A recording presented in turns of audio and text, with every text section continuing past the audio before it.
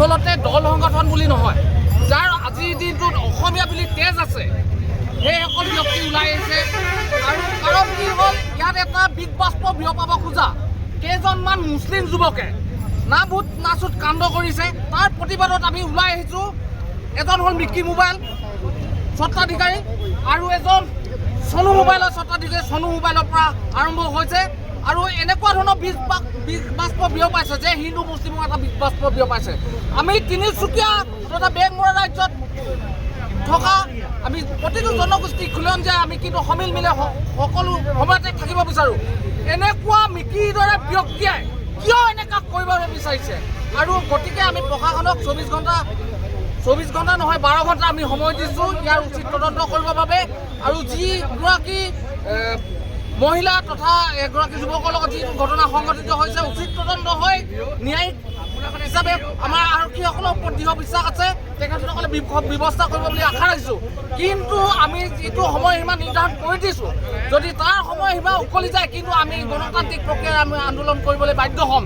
এবাৰ চাৰিআলিত বিদেশীৰ লগত লাগি এবাৰ জেল খাবলৈ সাজু হৈছিলোঁ, আজি পুনৰবাৰ ওলাই আহিছোঁ। দ্বিতীয়বাৰ লাগিলে তৃতীয়বাৰো জেল খাম। জেলত মোৰ প্ৰথম ভৰি, ঘৰ দ্বিতীয় ভৰি। গতিকে মই আপোনালোকৰ জৰিয়তে অনুৰোধ জনাইছোঁ, মুখ্যমন্ত্ৰীক এইটো বিষয়ত হস্তক্ষেপ কৰিবলৈ অনুৰোধ জনাইছোঁ। তিনিচুকীয়া উপায়ুক্ত মহোদয়কে এই বিষয়ত হস্তক্ষেপ কৰিবলৈ অনুৰোধ জনাইছোঁ। আৰু TDR চেয়াৰমেন আমাৰ এজন মটক জনগোষ্ঠীৰ এজন বিষয়া, আগতে মানে এজন দল সংগঠনৰ নেতা, এতিয়া বৰ্তমান TDR চেয়াৰমেন কাজল গোহাঁইকে অনুৰোধ কৰিছোঁ যে TDRখন আজিৰ পৰা অনিৰ্দিষ্টকালীন বন্ধ কৰি দিব লাগে, যিহেতু TDR মাৰ্কেট TDR আণ্ডাৰতে আছে। গতিকে তেখেতক আমি আপোনালোকৰ যোগেদি অনুৰোধ জনাইছোঁ।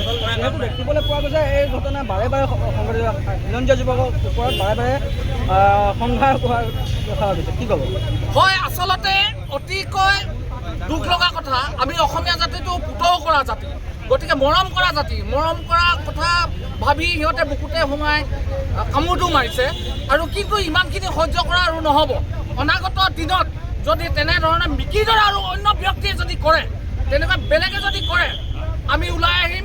এইবাৰ আমি দ্বিতীয়বাৰ পৰা সজাগ আছোঁ। তৃতীয়বাৰ যদি এনেকুৱা কাম কৰে কিন্তু আমি এনেদৰে শান্তিভাৱে শান্তি শৃংখলা বজাই ৰাখিবলৈ নোৱাৰিম। কাৰণ আমি এবাৰ নহয়, দুবাৰ নহয়, তিনিবাৰ কিন্তু একেবাৰে নিবা। গতিকে সকলোকে অনুৰোধ জনাইছোঁ যে তিনিচুকীয়াত বসবাস কৰা, অসমত বসবাস কৰা খিলঞ্জীয়াসকলৰ নিৰাপত্তাৰ স্বাৰ্থত কিন্তু আমি ওলাই আহিম। প্ৰশাসন ওলাই আহে নাহে নাজানো, কিন্তু ইয়াৰ যদি পুনৰাবৃত্তি ঘটনা ঘটে তেতিয়াহ'লে প্ৰশাসন দায়ী হ'ব। কিন্তু আমি সদায় এনেকুৱা ক্ষেত্ৰত আমি সদায় ওলাই আহিম।